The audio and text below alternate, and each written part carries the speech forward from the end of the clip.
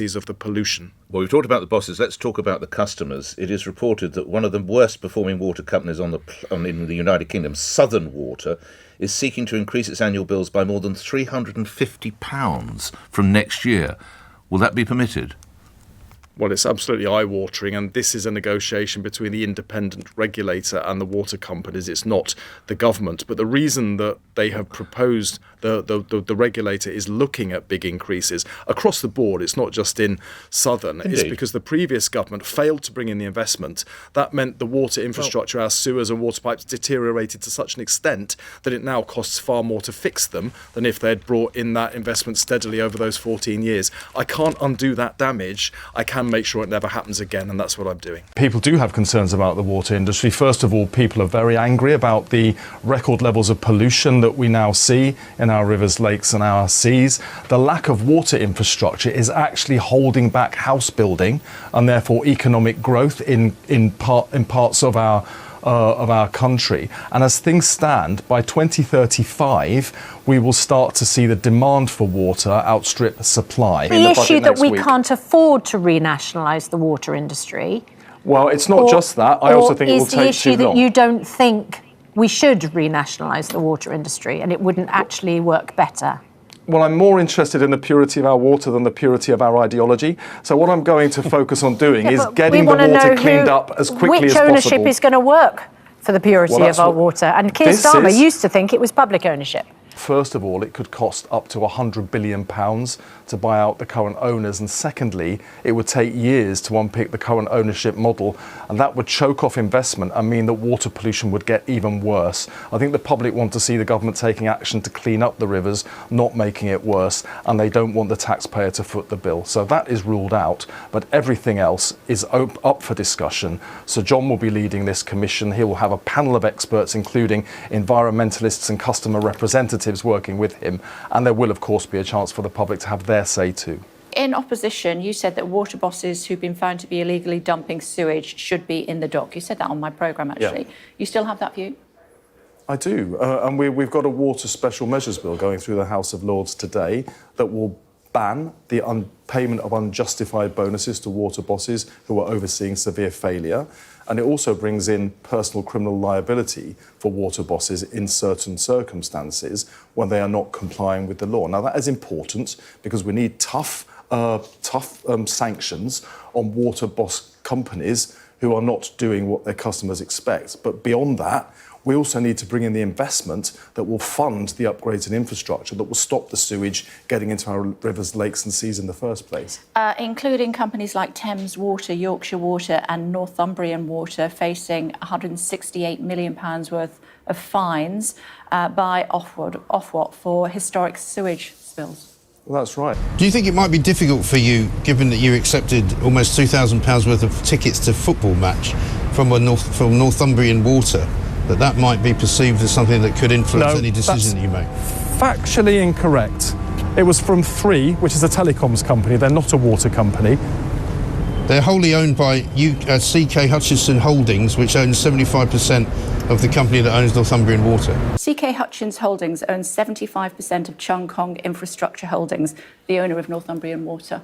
And you declared £2,000 in football tickets and hospitality. Well, on that occasion, there was nobody from a water company that was involved in offering those tickets. There was nobody from a water company at that event. Well, I wouldn't have known that. They weren't present. Why didn't you know? You should have known that. Well, there were no conversations about the water company during that event. So you didn't know who you were taking tickets from?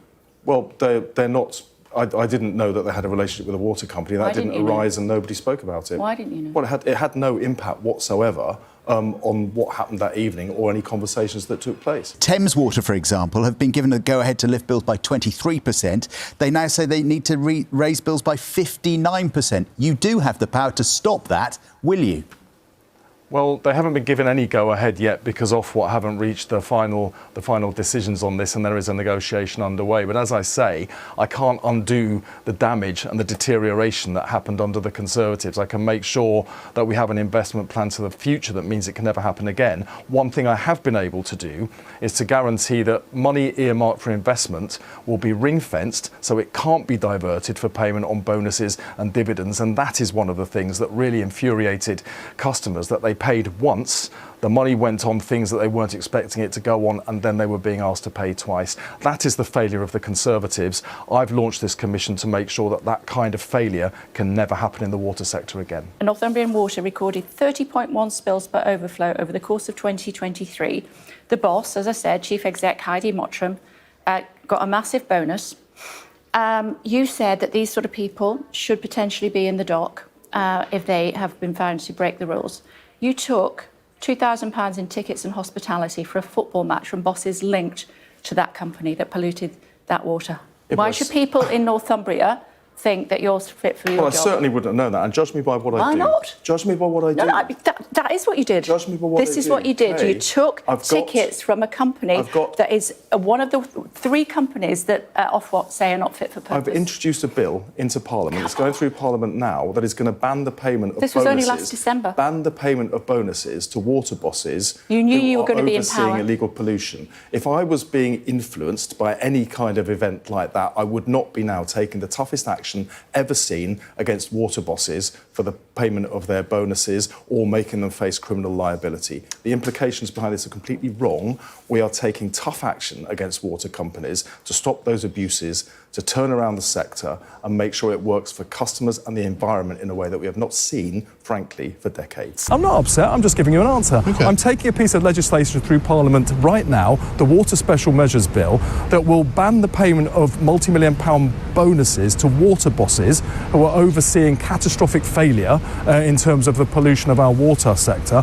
I wouldn't be doing that if I was trying to do favours for anybody. These are the toughest measures any Environment Secretary has ever taken against this sector, and today I'm launching a commission to completely reset the sector so it works properly for consumers and for customers. That is my focus. That is what I'm going to be dedicating my time. And I'm sure we all right. wish you well with that, Steve. It's just that the perception that the people who listen to this show and watch this show, the perception of the public is that when politicians take freebies, it's not a good look. No matter what it's for, and no matter how noble you may be, it looks dodgy. Presidential candidate Donald Trump announced an official complaint has been filed with US Federation election officials saying the Labour Party has, and I quote, made and the Harris campaign has accepted illegal foreign national contributions. And it's also reported that scores of Labour Party staffers have gone to the US to work on the ground. Isn't there enough work for them to do in the UK? Well, it's up to private individuals to choose how they use their own time and their own money. If people want to take holiday and go and campaign in another country, that's up to them. But none of this was organised by the Labour Party itself. It's just individuals. And actually, it's perfectly normal. I've seen Americans here campaigning for different parties in our elections as well. It's not unusual for people supporting a party in one country to then go and campaign for a sister party in another.